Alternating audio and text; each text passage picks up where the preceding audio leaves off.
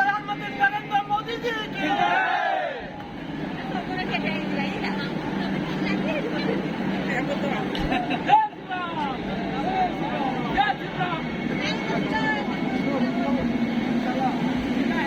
आजी तुम्हारे मतलब काली ने उसको की ट्रेन तो देखो कुछ नहीं